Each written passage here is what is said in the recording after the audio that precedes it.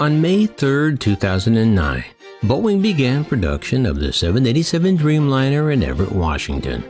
In September of 2011, Boeing delivered their first 787 to ANA All Nippon Airways of Japan.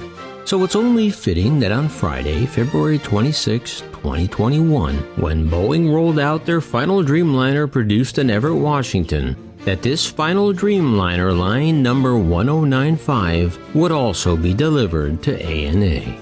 But if Boeing was thinking they were going to make a clean break by moving the 787 out of Washington and into South Carolina, they better think again. Because the Charleston 787 factory has been ground zero for most of the Dreamliner's setbacks, and unfortunately it doesn't look like things will improve anytime soon.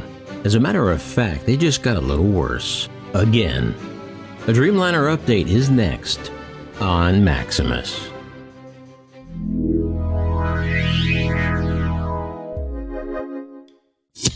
Greetings everybody, Maximus here. I hope you're all doing well wherever you may be all around this great big world of ours. Those of you that are subscribers to the channel know that the Dreamliner is one of my favorite aircraft, even with all of its flaws. And for those of you who haven't subscribed yet, what are you waiting for? It's easy, just click that bright red subscribe button, and it's always free. I've done a couple of in-depth videos on the problems with the Dreamliner in recent months. One dealing with all the employee whistleblower complaints and manufacturing problems at the South Carolina factory, and another on the move from Washington, and a third on the existing and new defects found. I'll post the link down below so you can get all caught up if you haven't already. Albert Einstein once famously said, "The definition of insanity is doing the same thing over and over again and expecting different results." Well, by that definition, Boeing 787 managers are straight up bat crap crazy. The FAA has assessed over $6 million in deferred civil penalties against the Boeing company for failing to meet its performance obligations under a 2015 settlement agreement. Under the agreement, Boeing agreed to change its internal processes and regulatory compliance. The agreement required Boeing to meet specific performance targets and authorized the FAA to assess deferred penalties if it failed to do so. The FAA assessed $5.4 million in deferred penalties under the terms of the 2015 agreement because Boeing missed some of its improvement targets and because some company managers failed to comply with FAA regulations. The 2015 agreement prevents Boeing from appealing the FAA's penalty assessment. Boeing previously paid $12 million in civil penalties as an initial condition of the 2015 agreement. The terms of this new settlement were reached at the end of December 2020. Boeing failed to meet all its obligations under the agreement, and the FAA is holding Boeing accountable by imposing additional penalties. FAA Administrator Steve Dixon said, "I have reiterated to Boeing's leadership time and time again that the company must prioritize safety and regulatory compliance, and that the FAA will always put safety first in all of its decisions." Boeing will also pay $1.21 million to settle two enforcement cases.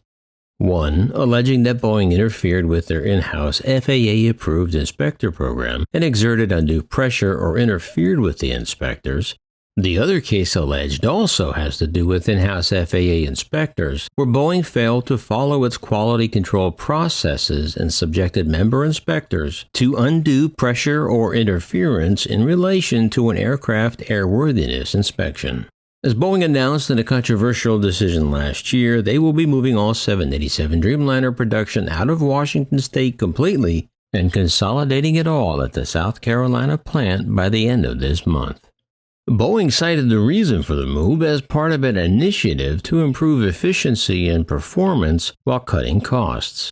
But this is problematic because, as I explained in this video, links are in the description, for years now the FAA has been investigating instances of oversight lapses, debris left inside finished aircraft, and whistleblower reports regarding safety at the Charleston, South Carolina plant.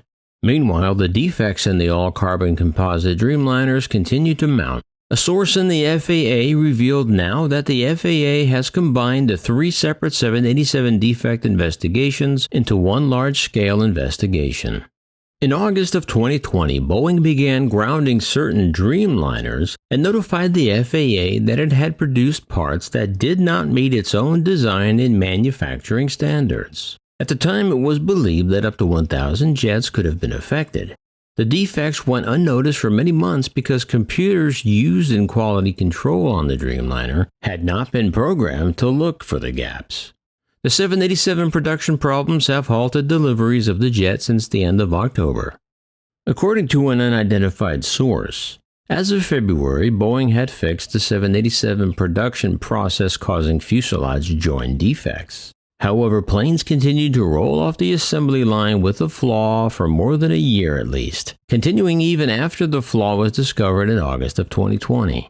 John Pluger, Boeing Customer Air Lease Corp. CEO, said, "It's difficult to see a definitive fix that is agreeable by the aviation authorities and all going forward. I don't think that we're there yet," he added. Boeing said last month it expects to resume handing over a small number of 787s to customers later this quarter. It has an ambitious internal plan to deliver 100 of the jets this year, one person said. Analysts say deliveries are not expected to recover to 2019 levels until at least 2024. So then, what's the fix, you might ask? Well, according to people who work on the project, it's like open heart surgery. Before any jet is delivered, it must go through invasive inspections and costly repairs. First, technicians must pull out the passenger seats, open up the floor paneling, and use specialty tools to measure whether defects invisible to the naked eye are present. Then, in the bowels of the jet, technicians have to remove multiple specialty fasteners on both sides of the inner fuselage skin. Then install newly produced shims that fill out gaps and remove the structural dimpling. Workers then replace all the fasteners, repaint and reinstall the interior, they said.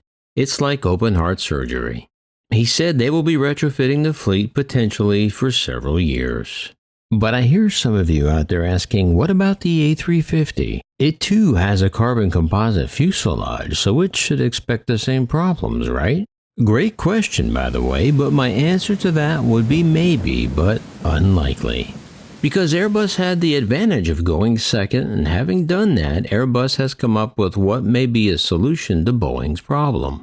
Because the Boeing 787's fuselage tubes are of monocoque construction, that means they're all one piece. The entire body is spun onto a barrel to form each section, so each section is an individual tubular piece.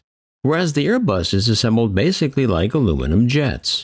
The Airbus carbon composite fuselage is rendered in large individual panels that are assembled much like any other jet, and by doing this, it makes repairs much easier and reduces the possibility of encountering a similar problem as the Dreamliner. Also, the 787's cockpit is comprised of carbon composite materials. Airbus thought carbon composite materials may be too brittle when it comes to things such as bird strike, so they manufactured their cockpits out of aluminum. But like I said, Boeing was first and innovated and led the way for Airbus to improve on their design. Hoo boy, here comes the Maximus is on Airbus's payroll comments again. Let me assure you I'm not. But if you know anybody at Airbus that is interested in sponsoring Maximus Aviation, I'll gladly entertain all offers. As I told you at the top of this video, the 787 is still one of my favorite planes. I'm sure they definitely, maybe, probably, kinda sorta will get this thing fixed, right? Well, I'm rooting for them anyway.